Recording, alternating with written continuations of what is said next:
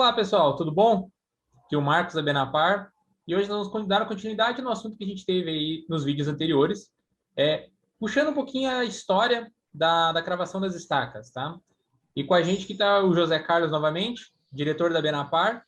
José Carlos, se quiser dar alguma palavra? Olá, companheiros de profissão. A gente vai continuar essa série que a gente está fazendo relacionada à história das fundações, especificamente aí no caso das estacas cravadas, né? Então vamos começar pelo que há de mais antigo, que são as estacas de madeira. Depois vamos continuar nas estacas pré-moldadas de concreto, depois as estacas metálicas, dentro desse caminho, aquilo que começou, que são as estacas tipo trilho, também as estacas tubadas, que são muito usadas nas fundações offshore, e nos sistemas relacionados também a áreas retroportuárias, mais especificamente, no caso, as estacas de brita, né? Bom, vamos lá, vamos começar primeiro falando da tradição em estacas de madeira, né? Bom, a estaca de madeira tem uma característica peculiar, que é o fato de que ela apodrece com a variação do nível d'água, mas quando não existe essa variação do nível d'água, a estaca funciona muito bem, né? Uma história importante, né, é que o Teatro Municipal do Rio de Janeiro foi feito em estacas de madeira, né? E essas estacas foram já petrificadas.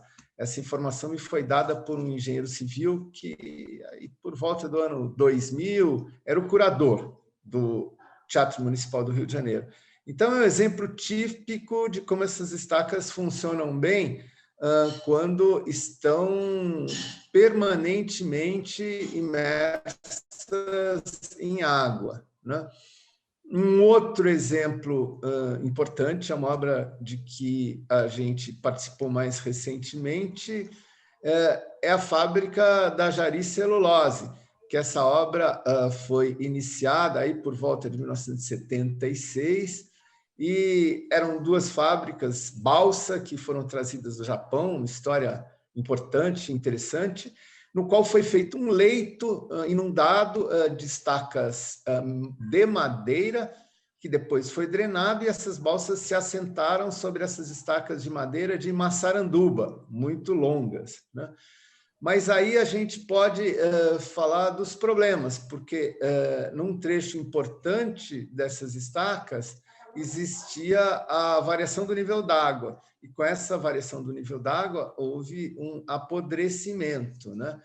Isso, na região do Porto, né, ficou bem evidente, inclusive um trecho do Porto, quando nós estivemos trabalhando aí por volta de 2014, as estacas apodreceram, né? Isso, inclusive, é objeto de um vídeo que a gente fez e que vocês podem achar aí, relacionados a esse porto.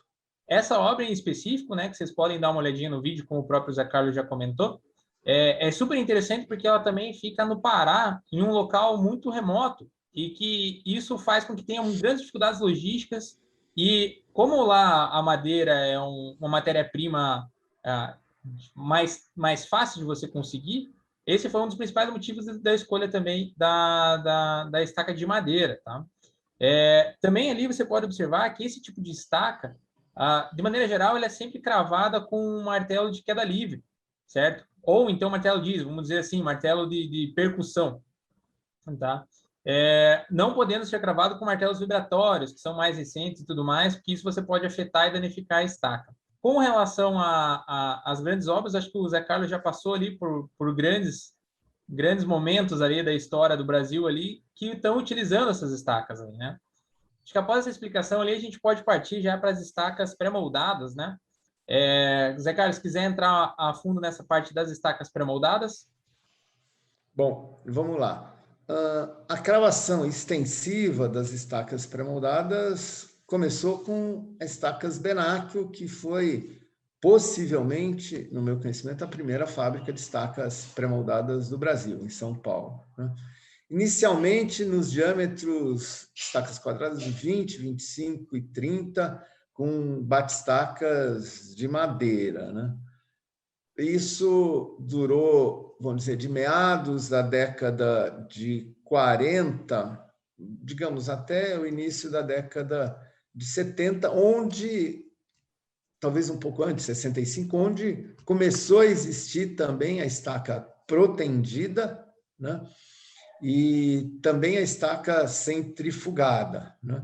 Isso possibilitou o aumento dos diâmetros das estacas, inicialmente até 40 centímetros e depois até 60 centímetros. Isso também necessitou uma mudança nos batistacas, porque os batistacas inicialmente chegavam a 2.500, 3.000 quilos, tipicamente, de martelo, né? Sempre de queda livre, né? E com essas estacas mais pesadas, de início, foi necessário já aumentar para martelos aí da ordem de 5.000 quilos, né? E à medida que os diâmetros foram aumentando, basicamente para 60, talvez 6 ou 7.000 quilos. Mas havia uma divisão bem evidente, né?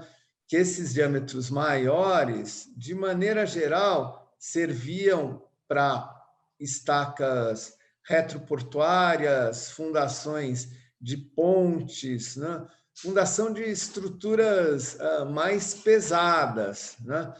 E enquanto que as estacas típicas aí das estacas Benac, que eram 20, 25 e 30 centímetros de diâmetro, foram extensivamente utilizados nas obras urbanas, né?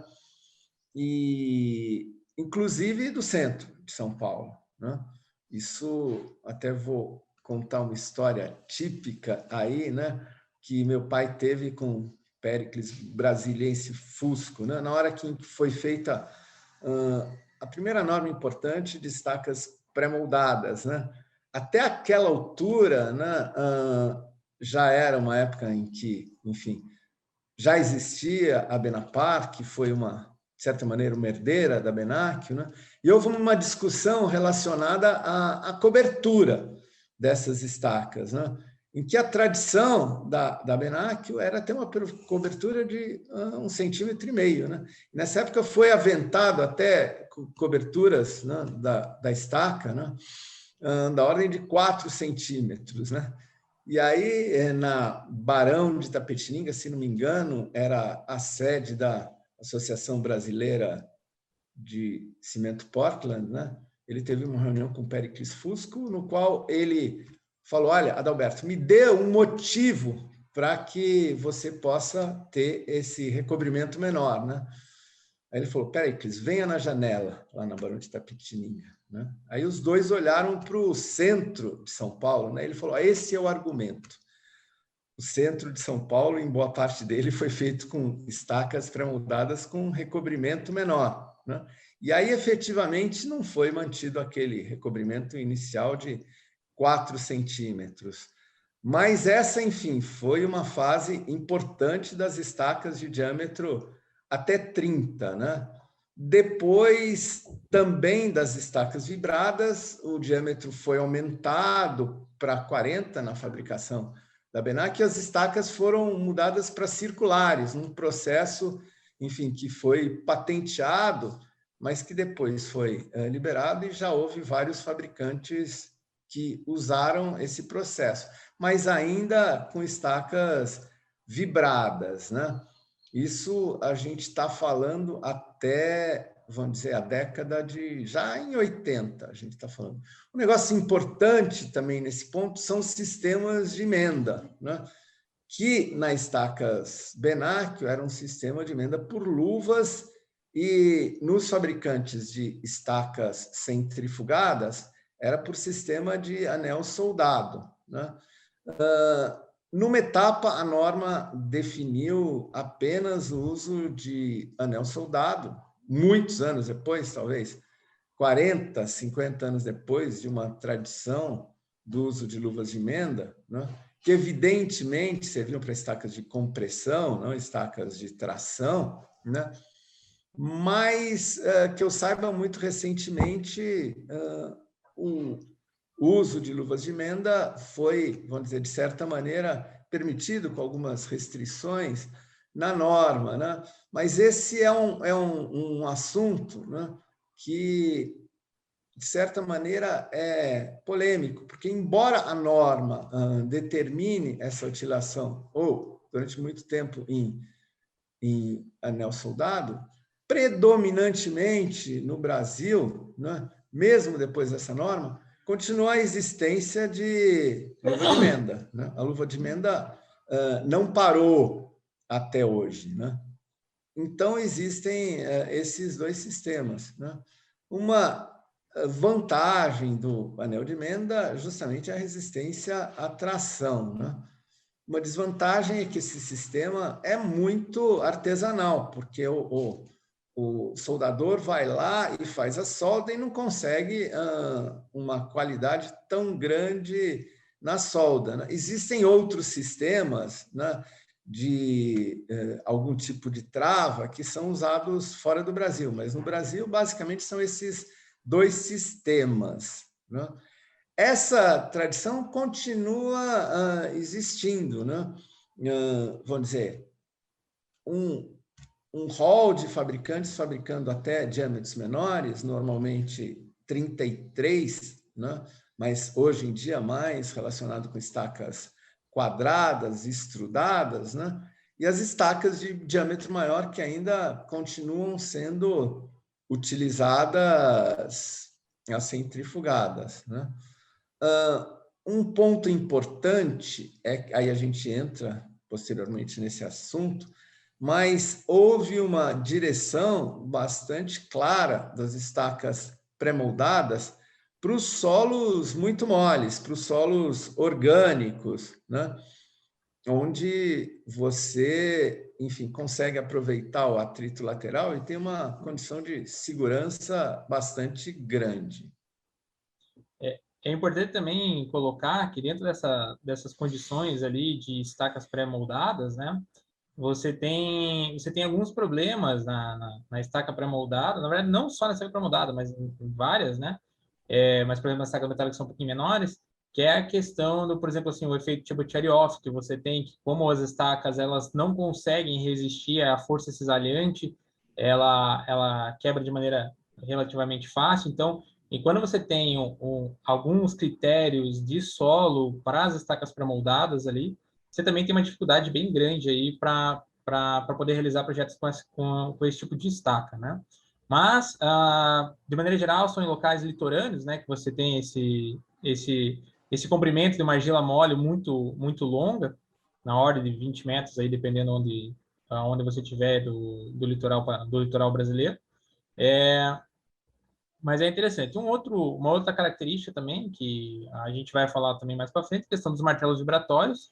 Mais uma vez, as estacas pré-moldadas de concreto, né? Elas não podem ser cravadas aí também por martelo vibratório. É uma tecnologia mais recente, esse martelo vibratório, mas é que acaba impossibilitando. Com relação aos anéis de emendas, eu também queria adicionar o que o Zé Carlos falou, que como você está dentro de uma obra para fazer essa solda, que você já, querendo ou não, você acaba perdendo um pouco de qualidade, não é uma solda industrial, vamos chamar assim, é uma solda de campo, e quando você está... E também, além disso, você também tem a perda de produtividade que o anel traz, que o tempo que você está soldando, querendo ou não, você não está cravando, né? Então, existe alguns problemas executivos nessa solda dos anéis, e de maneira geral, quanto maior o diâmetro, maior é o tempo de solda aí, né?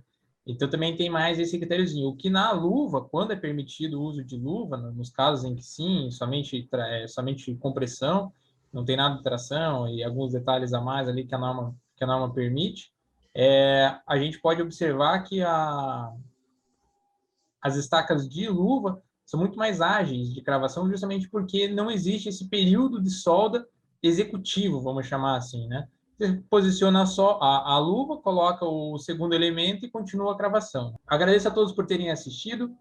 Obrigado. Fica o convite a todos ali que tenham conhecimento sobre a história da fundação no Brasil, para deixar nos comentários ali para poder participar do quadro também. E muito obrigado, viu? Bom, eu penso em vamos ver se é possível convidar algumas pessoas assim para conversarem sobre essa história, né? Por exemplo, o Nelson Aoki, o Arthur Quaresma, né? E pessoas, enfim, que conhecem essa história, o Milton da Consultrix, né? Que conhece a história de uma maneira extensiva, né? Obviamente que são as pessoas aí da minha, o professor Teixeira, que foi um dos fundadores da Benapar, né?